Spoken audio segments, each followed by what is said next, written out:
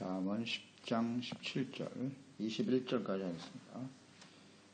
10장 17절에서 21절까지 읽습니다. 훈계를 지키는 자는 생명길로 행하여도 징계를 버리는 자는 그릇 가느니라. 미움을 감추는 자는 거짓된 입술을 가지는 자요, 중생하는 자는 미련한 자이니라. 말이 많으면 허물을 면하기 어려우나 그 입술을 제어하는 자는 지혜가 있느니라. 의인의 혀는 순은과 같거니와 악인의 마음은 가치가 적으니라. 의인의 입술은 여러 사람을 교육하나 미련한 자는 지식이 없어 죽느니라. 아멘. 의인과 악인의 말, 지혜로운 자와 미련한 자는 그 마음에서 나오는 입술의 열매, 말이죠. 그 말을 보아서 알 수가 있습니다. 그러니까 언어 생활이 그만큼 중요하죠. 그 사람이 어떤 말을 하느냐, 그게 이제 그 사람의 마음의 상태고, 의인이냐 악인이냐, 이게 정확하게 분별이 된다는 것입니다. 그만큼 언어 생활이 중요하다. 17절, 훈계를 지키는 자는 생명의 길로 가고 징계를 버리면 그릇된 길로 가는 것이다. 지혜로운 자는 언제든지 책망과 또 채찍을, 징계죠. 징계와 채찍을 경히 여기지 않습니다. 신중하게 받아들이죠. 겸손하게 자신의 잘못을 인정하고 회개하고 돌이키는 사람, 지혜로운 사람이죠. 지혜로운 사람입니다. 그 역할을 잘 감당해야 되거든요. 훈계를 하는 역할, 이것이 이제 부모의 역할일 거고, 또 하나님의 말씀, 이제 하나님의 말씀 자체가 훈계라는 걸 잘 아시죠? 하나님 말씀은 우리를 훈계하시는 말씀이고요. 또 주님의 말씀을 가르치는 주의 종들 역시 마찬가지. 이 훈계를 잘 해야 되고, 그러니까 우리가 하나님의 말씀을 어떻게 대하느냐, 하나님에 대한 우리의 태도, 말씀을 대하는 우리의 태도는 훈계를 받는 것입니다. 교훈과 때로는 책망을 듣는 것이 말씀을 대하는 태도이다. 이것을 잘 받아야 돼요. 부모로서의 역할, 이런 걸 우리 생각합니다. 훈계를 해야 될 위치에 있는 사람들의 자세. 디모데후서 2장 24절 26절이죠. 주의 종은 마땅히 다투지 아니하고 모든 사람에 대하여 온유하며 가르치기를 잘해야 되고 참아야 한다. 거역하는 자를 온유함으로 훈계할지니, 훈계의 대상은 거역하는 자입니다. 꼭 하나님이 그들에게 회개함을 주사, 훈계의 목적은 회개하는 겁니다. 회개함을 주사 진리를 알게 하실까 하며, 또 그들로 깨어 마귀의 올무에서 벗어나 하나님께 사로잡힌 바 되어 그 뜻을 따르게 할까 함이라 그랬어요. 훈계의 목적이 잘 나와 있네요. 회개함, 또 진리를 알게 하는 것이 훈계고요. 그리고 그들로 깨어서 마귀의 올무에서 벗어나는 것이다. 이게 훈계의 목적이죠. 그러니까 악한 원수 마귀는 끊임없이 우리 가운데 일하고 있단 말이에요. 우리 마음속에서. 그래서 마귀가 하는 일은 간단하네요. 훈계를 받지 못하게 하는 거예요. 책망, 교훈, 이런 걸 듣지 못하게 해요. 그런 말을 들으면 이렇게 분노하게 만들고 거역하게 만드는 거죠. 거역하게 만드는 것이 사탄의 일이에요. 어렵지 않네요. 책망받는 것을 싫어해요. 책망을 거부하는 것은 회개하고 돌이키지 못한다는 얘기거든요.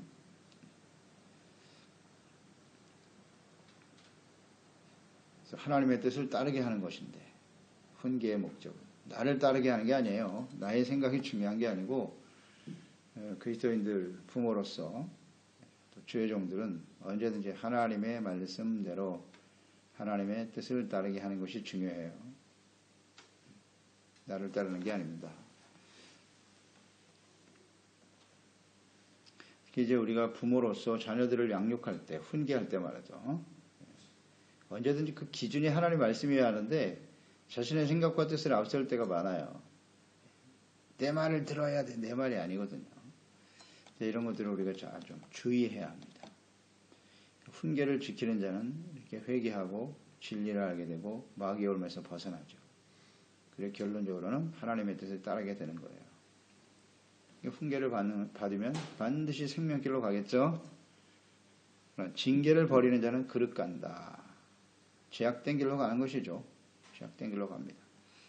그래서 히브리서 12장에도 하나님의 자녀라면 마땅히 하나님 아버지로부터 징계를 받는 것인데 11절에 무릇 징계가 당시에는 즐거워 보이지 않고 슬퍼 보인다 그랬죠. 그러나 그 후에는 징계를 잘 받으면 그로 말미암아 연단받은 자들은 의와 평강의 열매를 맺는다 그랬잖아요. 의의 길로 가는 거예요. 평강으로 가요. 그런데 훈계, 징계를 받아들이지 않으면 생명이 아니라 사망의 길로 가죠. 죄악된 길로 가니까 그 죄의 결과는 사망이니까요. 그곳에는 결코 평안이 없도다. 죄인의 길로 가면 절대 평안이 없어요. 마음속에는. 이건 아주 분명하죠. 그리고 라오디게아 교회를 향한 주님의 말씀을 보면 계시록 3장 19절이죠. 무릇 내가 사랑하는 자를 책망하여 징계하노니 그랬어요. 그러므로 네가 열심을 내라 너에게 하라 그랬어요. 사랑하는 자를 책망하여 징계한다. 마지막 때 라오디게아 교회, 마지막 이 시대를 살아가는 교회를 향한 주님의 마음이에요. 우리를 사랑하시기 때문에 책망하고 훈계하는 것인데 그러므로 열심을 내어 회개하라는 겁니다. 열심을 내라 회개하라. 이것이 징계를 하나님의 말씀을 대하는 태도죠. 이 시대의 그리스도인들의 태도여야 하는 것이죠. 그래서 이 징계를 버리면 그릇된 길, 잘못된 길로 간다. 굉장히 중요한 말씀입니다. 그래서 훈계, 교훈과 징계를 잘 겸손한 마음으로 받아들이는 것이 지혜로운 사람이에요. 지혜로운 사람입니다. 늘 묵상되는 바지만 우리가 책망과 훈계를 듣지 않을 정도로 완벽한 사람들이냐? 그렇지 않습니다. 훈계와 책망, 징계를 받지 않으려고 하는 사람들은 어떤 사람들이뇨? 신앙생활이 오래된 사람들. 하나님의 말씀을 잘 안다고 하는 사람들. 죄종들, 죄직들이 여기에 해당이 될 가능성이 많다. 자꾸 뭘 하려고 하지 자기는 안 받으려고 하는 거야. 나는 완벽해. 이게 문제가 심각한 겁니다. 그렇기 때문에 그릇된 길로 가는 거예요. 부패할 가능성이 훨씬 더 많아. 예수님 당시에 그 바리새인들 보세요. 하나님의 아들을 앞에 놓고 말이죠. 자신들의 생각이 더 옳다고. 그냥 그릇된 길로 가잖아요. 돌아올 수가 없어요. 그런 사람들. 회개하고 돌이켜야 되는데. 나는 회개할 일이 없어. 잘못한 일이 없다고. 이게 문제입니다. 어리석은 자입니다. 미래가 보이죠. 분명한 미래가 보입니다. 그런 사람들. 그래서 언제든지 겸손하게 교훈과 책망과 징계를 잘 받을 줄 알아야 돼요. 18절 미움을 감추는 자는 거짓된 입술을 가진 자라 그랬어요. 미움을 감춘다라고 하는 것은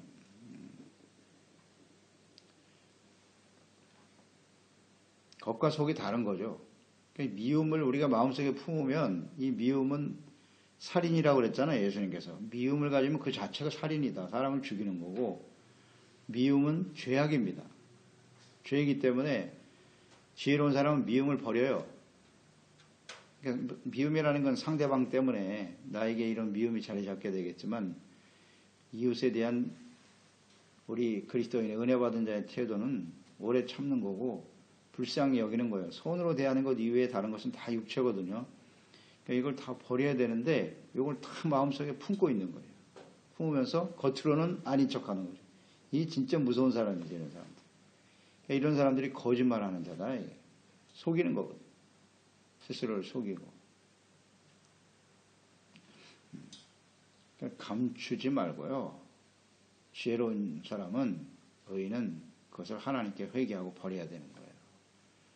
그대로 가지고 있어서는 안 된다. 즉시 버려라. 거짓된 입술을 가진 사람 조심해야죠. 가슴에는 칼을 품고 있으면서 입으로는 그냥 사람들을 아주 칭찬하고 무섭죠. 이런 사람들. 중상하는 자는 미련한 자다. 그래서 중상, 중상하는 자는 형제를 이간하는 것이잖아요. 이간질시키는 거죠. 사실이 아닌 것을 거짓을 말하면서 사람들을 중상모략해서 이간질하는 거죠. 이건 하나님이 가장 미워하시는 일이에요. 이런 사람은 미련하다. 왜 미련하냐면 심은 대로 거두기 때문이에요. 내가 그렇게 상대방을 중상모략하면 나도 똑같은 모습으로 당하죠. 그렇게 당하게 돼 있어요. 자기 함정에 자기가 빠지는 거죠. 그래서 미련한 일이에요. 그리고 하나님이 이런 사람들을 미워하시기 때문에 하나님의 징계가 다가오겠죠. 그래서 고린도후서 12장 20절에 보면 사도 바울이 고린도 교회, 문제 많은 교회죠. 서로 싸우고 다투고 그들에게 경고하는 말씀입니다. 내가 갈 때 너희를 나의 원하는 것과 같이 보지 못하고 또 내가 너희에게 너희의 원치 않는 것과 같이 보일까 두려워한다.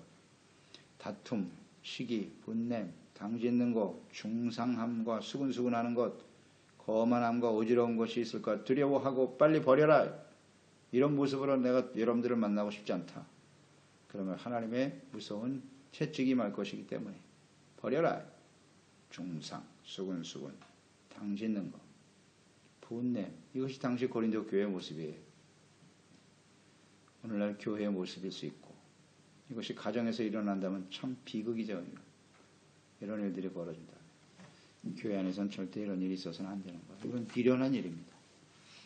19절 말이 많으면 허물을 면치 못한다. 입술을 제어하는 자가 지혜롭다 했어요. 말이 많다. 그러니까 지혜로운 사람은요, 말을 많이 하기보다는 듣는 거예요. 듣는 겁니다. 상대방의 말을 많이 들어줘야 돼요. 들어주고 충분히 듣고 그에 대한 자신의 의견과 생각이 있겠죠. 이런 생각 혹은 그 말을 들으면서 자기의 감정도 있을 수 있을 것이고 이것을 좀 잘 다스릴 줄 알아야 돼요. 그래서 상대방의 말을 들으면서 내가 어떤 감정에 어떤 반응이 일어날 텐데 나의 생각과 뜻이 일어나겠죠. 그러면 먼저 말하기 전에 내가 일어난 이런 생각과 뜻이 하나님의 말씀에 맞나? 이렇게 한번 점검해보고 말씀에 비춰보는 거예요. 그러다면 말을 많이 하지 않게 되죠. 하나님의 말씀에 맞지 않다면 하지 않는 거죠. 그냥 자신의 생각이 옳다고 막 쏟아내기보다는 한번 이렇게 정리를 할 줄 아는, 그러려면 많이 들어야 돼요. 상대방의 말을 많이 듣고 이것이 하나님의 말씀에 맞다 하면 중요한 말만 하면 되겠죠. 그래서 자신과 상대방을 좀 잘 생각해야 돼요. 그러니까 하나님의 뜻에 합당한 일을 신중하게 판단하라는 것인데 그러기 위해서는 지금 그 말을 많이 하고 있는 그 사람의 일단 상대방이 영적 상태가 어떠하지? 이런 걸 좀 볼 줄 알아야 돼요. 영적 상태. 나 자신도 마찬가지. 내가 지금 영적 상태가 어떠한가? 하나님의 말씀과 또 성령의 인도하심을 따라 살고 있는가를 잘 점검해 보고 하나님의 말씀도 잘 모르고 영적 상태가 별로 좋지 않은 상태에서 막 나오는 말은 그럼 100%다 들을 필요 없어요. 그럼 그 사람의 생각일 뿐이고 나도 역시 마찬가지. 내가 하나님 앞에 말씀과 성령으로 충만하지 못한 상태라면 말을 많이 하지 않는 것이 지혜로운 거예요. 이런 걸 좀 잘 생각할 필요가 있어요. 그래서 훈계나 칭찬, 이 상대가 받아들일 수 있는지를 잘 파악해야 돼요. 칭찬이 좋은 것이죠. 그러나 잘못 가고 있는 일을 칭찬하면 큰일 나는 거예요. 그렇지 않습니까? 잘못된 길로 가고 있는데 그거 옳다고 얘기하면 그 사람을 더 망가뜨리는 거니까 조심해야 되고, 또 책망과 훈계도 아무한테나 할 수 없는 거예요. 내가 이 사람에게 훈계라고 책망하면 상대방이 이걸 받아들여서 돌이킬 수 있을까? 근데 전혀 그럴 것 같지 않다. 그런 사람에게 책망을 하면 오히려 나에게 몇 배가 돼서 돌아오죠. 전혀 유익이 안 되죠. 그래서 이런 걸 잘 볼 줄 알아야 돼요. 파악할 줄 알아야 돼요. 말이라고 하는 것이 좋은 말 혹은 나쁜 말 아니에요? 칭찬이거나 아니면 듣기 좋지 않은 책망 이런 말들일 텐데 잘 파악해라. 다 옳은 것은 아니다. 이런 것을 우리가 생각해야 합니다. 20절 의인의 혀는 순 은과 다 같다 그랬어요. 수능과 같다. 그러나 악인의 마음은 가치가 없다. 마음과 말은 거의 같은 거예요. 상태가. 마음에서 나오는 게 말이니까. 그러니까 의인의 말이 수능과 같다는 것은 일단 가치가 있다는 거죠. 가치가 있다는 것이고, 또 순은이라고 하는 것은 잘 연단되어진 거잖아요. 그러니까 완전히 연단돼서 불순물이 전혀 없는 상태의 은과 같은 것이라는 거잖아요. 의인의 말은 순은과 같아. 연단되어진 것이 깨끗하다는 거죠. 정결하고 깨끗하다는 뜻이겠는데, 그러나 이 사람의 입술, 혀, 말이라고 하는 것은 참 다스려지지 않습니다. 길들여지지가 않는다 그랬죠. 야고보서 3장 7절로 8절이죠. 여러 종류의 짐승과 새와 벌레와 바다의 생물은 다 사람이 길들일 수 있고 길들여 왔거니 와 혀는 능히 길들일 사람이 없다. 쉬지 아니하는 악이요 죽이는 독이 가득한 것이다 그랬어요. 세상의 모든 동물은 다 길들여지는데 사람의 혀 이게 길들여지지 않는다는 거예요. 사람으로서는 할 수 없다.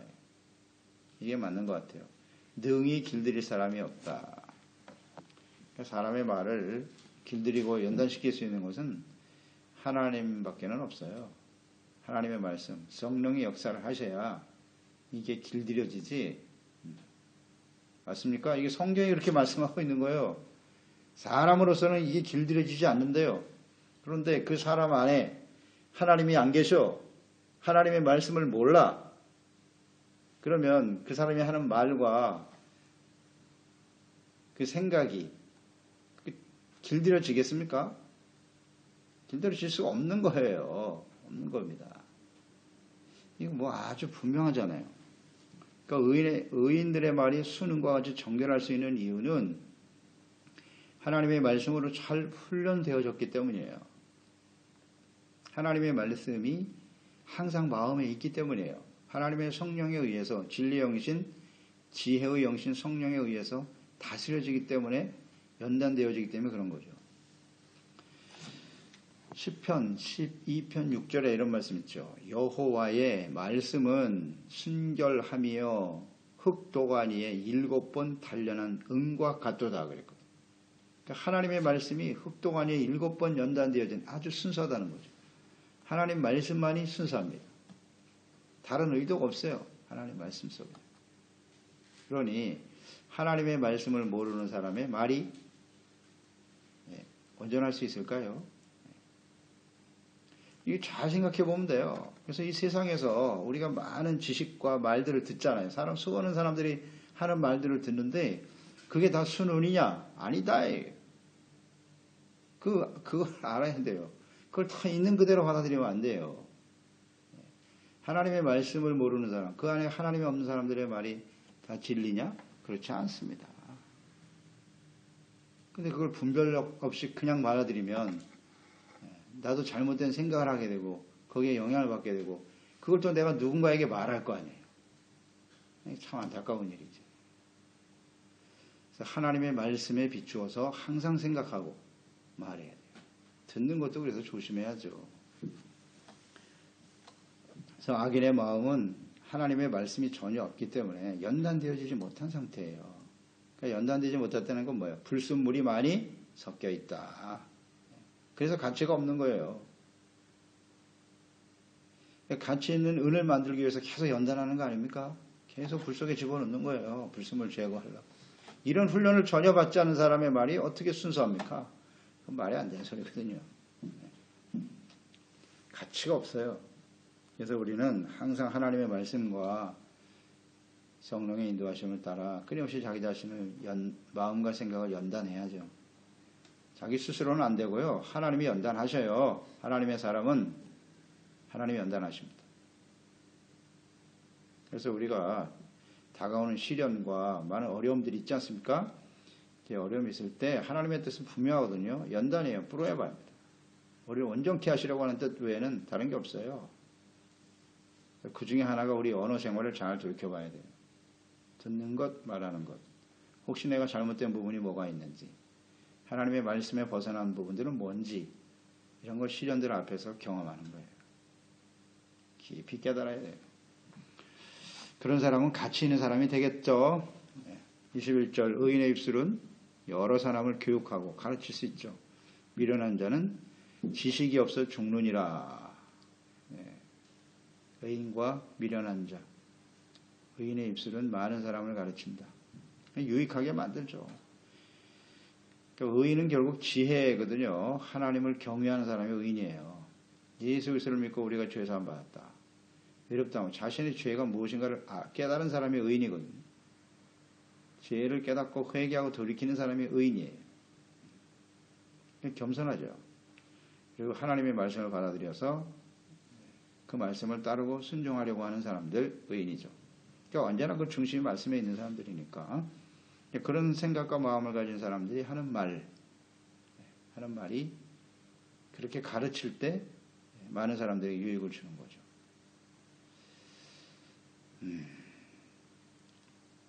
의인, 지혜로운 사람 잘 생각해야 합니다. 예수 믿고 우리가 의롭다함을 얻게 되었다. 의인이 되었다라는 것인데 다시 한번 강조합니다. 예수 믿고 구원받다고 해서 그 사람이 완벽한 의인이 된 것이냐? 그렇지 않다. 그러니까 그 하는 말 교회 다니고 또 하나님의 말씀을 가르치고 있다고 해서 목사가 됐다고 해서 그 사람이 다 의인이냐? 완벽하지 못해요. 잘 분별하게 들을 줄 알아야 돼요. 그래서 우리가 끊임없이 말씀 앞에 기도와 성령으로 깨어 있어야 되고 훈련되어져야 되는 거죠. 연단되어지지 않으면 안 돼요. 그래서 이렇게 잘 훈련받고 연단되어질 때 사람들을 비로소 바르게 가르치고 증거하게 되는 거예요. 순수해야죠. 이 하나님의 말씀을 전하는 의도가 하나님의 말씀 그대로 아주 순전해야 되는 거예요. 하여튼 인간의 생각에 의도가 들어가면 안 돼요. 그러니까 성경이 책망하고 있으면 그대로 책망을 해야 되고 회개하라면 회개하라고 얘기해야 되고 그래야 되는 것이지 그걸 자꾸 자기 생각을 섞으면 안 되는 거예요. 아, 내가 이런 말하면 듣는 사람이 기분 나쁘겠지? 시험 들어 교회 안 나오면 어떡하나? 이런 생각을 하지 말라는 거예요. 그냥 순수하게 내가 먼저 이 말씀 앞에 회개하고 듣는 사람도 마찬가지. 순수한 의도로 들어야지 하나님의 말씀으로 이거 뭐 말씀을 전하는 사람이 무슨 의도를 가지고 말씀을 전하는가 이렇게 생각하면 안 돼요.